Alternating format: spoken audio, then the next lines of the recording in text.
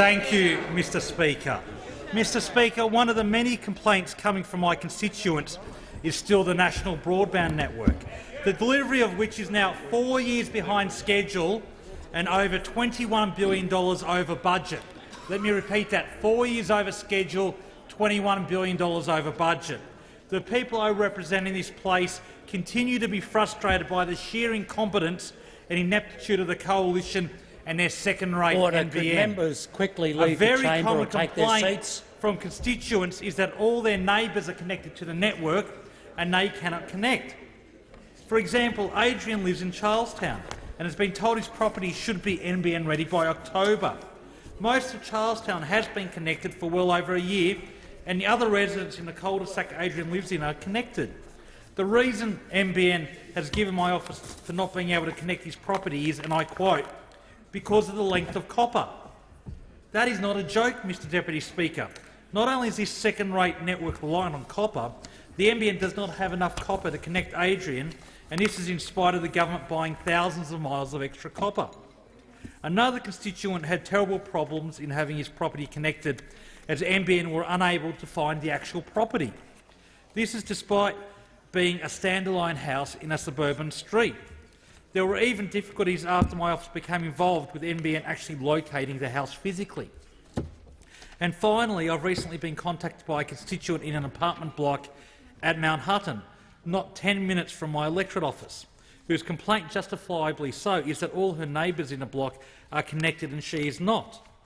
As always, constituents try and sort out their problems for themselves, and only after months of trying turn to their MP out of sheer desperation requesting assistance. These examples clearly expose the government's shallow boasts about the rollout of the network as completely and utterly false. Mr Deputy Speaker, another major complaint I receive is about speed. People are flabbergasted that they often had faster speeds with ADSL. This is not what Australians were promised by the coalition, and they expect and are entitled to much, much better.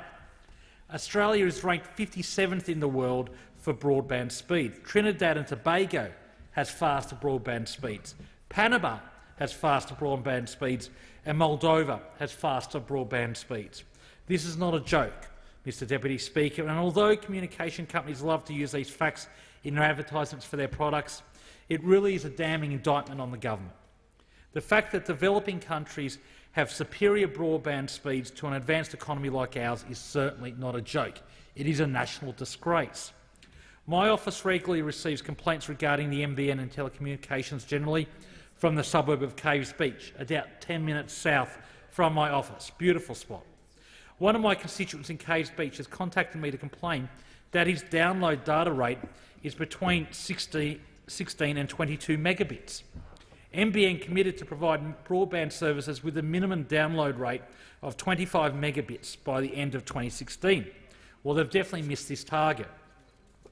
The whole intent of the NBN was to revolutionise our daily lives, and one way it should improve the way we communicate is in people's ability to work from home. This constituent is employed by a state government department and often needs to work from home and access his employer's network remotely. Because of both the unreliability of his service and the shocking speed he experiences, it makes working from home very difficult to do so. Mr Deputy Speaker, the NBN offered so much. It provided great options for telecommuting to ease congestion on our roads. It offered the breakthroughs of telehealth to improve the strain on our health system. Under this government, because they cut corners, because the then opposition leader Tony Abbott tried to weaponise it in the lead-up to the 2013 campaign, he in the end delivered a second-rate system, a second-rate network that will have to be fixed over time by whoever is in power in the decades to come. And that is a great shame, because it would have been much cheaper and much more efficient to do it properly the first time. As I said, it is now 4 years over schedule and $21 billion over budget.